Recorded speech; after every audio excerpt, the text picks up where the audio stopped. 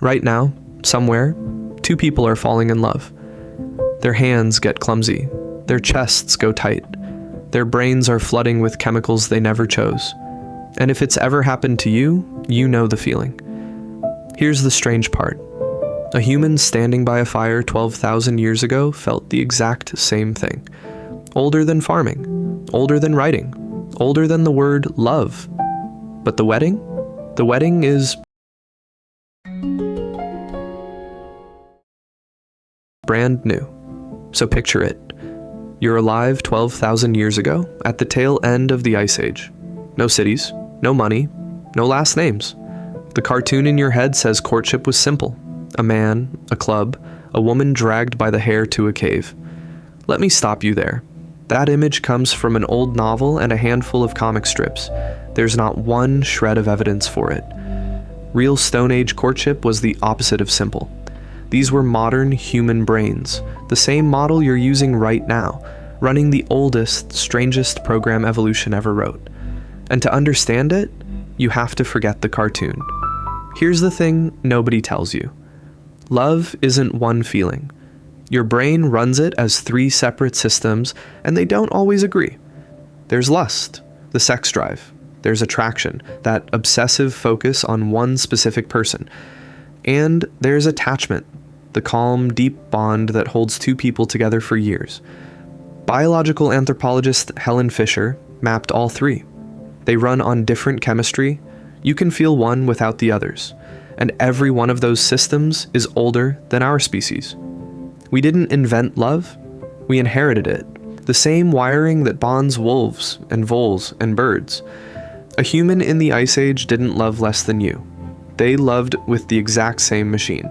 And scientists have actually watched it happen. Fisher, with neuroscientist Lucy Brown, slid people who were madly in love into a brain scanner. They expected to see emotion. That's not what they found. Romantic love lit up the same deep circuit as hunger and thirst. The dopamine reward system, the craving machine. Which means love isn't really an emotion at all. It's a drive. Your brain treats the person you want like food. Romantic, I know. Now, for years the story was tidy. One chemical, oxytocin, the love hormone, switched the bond on, tidy, quotable, wrong. When scientists engineered voles with no oxytocin receptors at all, voles that, on paper, should be incapable of bonding, they fell in love anyway. They paired up, they raised their pups. The bond didn't break because evolution does not hang something this important on a single switch. The drive to attach is built into us so deep you cannot delete it with a gene. Which raises a very old question. If the feeling is this unstoppable, why did humans ever need to invent marriage? So, did they marry? Yes, and this surprises people. Marriage isn't a farming invention. Trace it backward through hunter-gatherer cultures and it goes back at least 50,000 years. Foragers had weddings, they had in-laws. Some had arranged marriages and bride service, a young man working for his partner's family for years to prove himself. The original meet the parents, except it lasted a decade. But here's what marriage was for, and it wasn't the feeling. Historian Stephanie Kuntz spent her career on this, and her conclusion is blunt. For almost all of human history, marriage had nothing to do with love. It was about getting useful in-laws. It turned a stranger, or an enemy, into family, so you wouldn't have to fight them. A wedding wasn't two hearts. It was a peace treaty between two groups. Now, here's where it gets darker. For most of that time, property barely existed. You can't hoard much when you carry everything you own. But 12,000 years ago, right in our window, humans start something brand new. They settle down, they plant grain, they stay. And the second you can store wealth, a terrifying question appears. Who gets it when I die?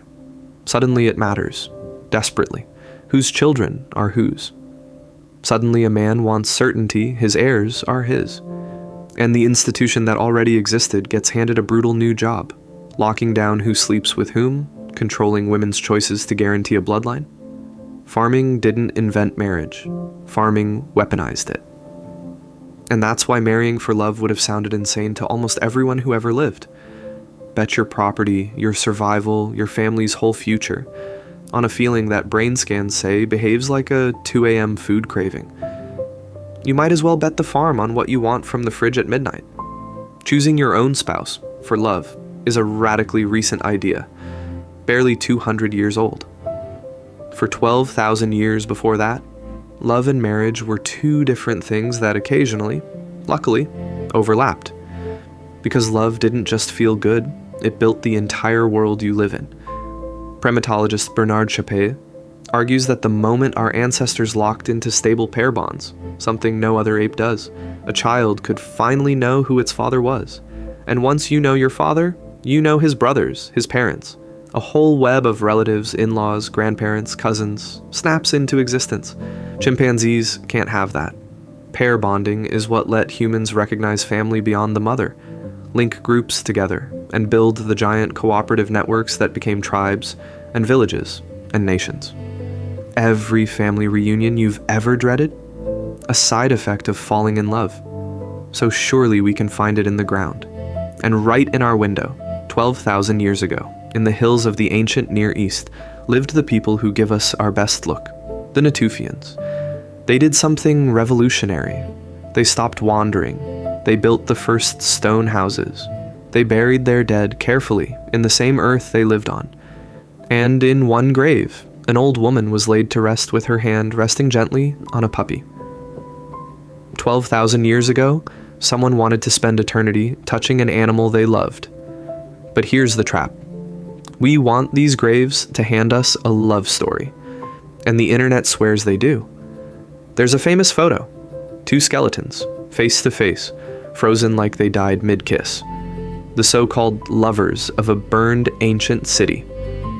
Except when their DNA was finally read, both were male, two young men, and they hadn't died kissing. They died in a fire that destroyed their whole town, reaching for another human in the dark. A pose in the ground is not proof of a feeling, which is why there's one last grave. The oldest human embrace ever found. And for 60 years, everyone who looked at it read it completely wrong. In a cave in southern Italy, archaeologists found two people buried together, 12,000 years ago, wrapped in an embrace. For 60 years, it was a blank you could fill with anything. Two lovers, maybe, holding each other into eternity. It's the kind of story we ache to be true. Then, finally, their DNA was read. And the answer was nothing anyone expected. Both were female. They were first-degree relatives, almost certainly a mother and her daughter.